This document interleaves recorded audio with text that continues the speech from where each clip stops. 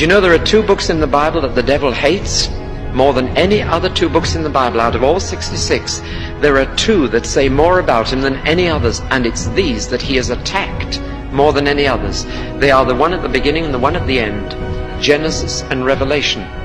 And you know why he hates them? Because Genesis describes his devices and Revelation describes his doom. And he hates those 2 books. And there has been more scholarly attack on the book of Genesis than any other book, and more attempt to turn it into myth and legend and away from fact than any other book in the Bible. Why? Because Satan doesn't want you to believe that Genesis 3 ever happened. He doesn't want you to know how he got hold of Eve. He doesn't want you to believe that he said what he did to that first married couple. And he attacks the book of Genesis. But the other book which he hates more than any other is the book of Revelation. Because as you read through that book, you come to a point where it says that the devil himself will be cast into the lake of fire. He'll be bound in prison first and not allowed to trouble men, and then he'll finally be put in the lake of fire. He so hates that bit, I must tell you that the Bible makes it absolutely clear that Satan is already a defeated foe. And if he gets hold of you, he's bluffing you. Call his bluff. If you've been baptized, say, Satan, I'm not only dead, I'm buried. You're talking to a dead man. Don't you know that in baptism you are buried with him? You're buried. That's the point of baptism, to have a funeral of someone who's died. And the funeral helps you to say goodbye to an old life. It says that's finished. That's the last time I see that life. And Satan doesn't like people getting baptized for that reason. He doesn't like us having a public funeral of someone who's died.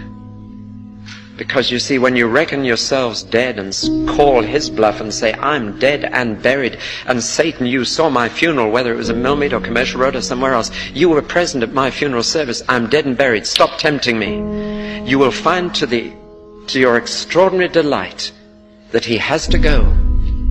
Resist the devil and he'll run from you. And you resist him on the ground of fact and on the ground of the Word of God. Well, that's the real battle that's on. Let me now then talk about his relationship to prayer. What we can do to the devil in prayer. Now this is exciting. We can lay him flat in prayer. We are told in the New Testament we are to take the initiative against him. Do you know that Jesus told us to pray every day about the devil? Do you know that? The original prayer that he taught his disciples when they said, Lord, teach us to pray. He said, pray like this. Say, Dad in heaven. Then pray for the things he wants. His name, his will, his kingdom. Then he said, pray for the things you need. You need food. You need forgiveness. Then he said, finish by praying this. Deliver us from the evil one. We've turned evil into a thing in our thinking. It's not a thing, it's a person. There's no evil anywhere in the universe apart from persons. Evil is an intensely personal thing. There's no love in the universe apart from persons who love. And so evil is personal. And Jesus said, pray daily, deliver us from the evil one. Start your prayer by thinking of your dad in heaven, but end your prayer by thinking of the devil on earth and go out to face him.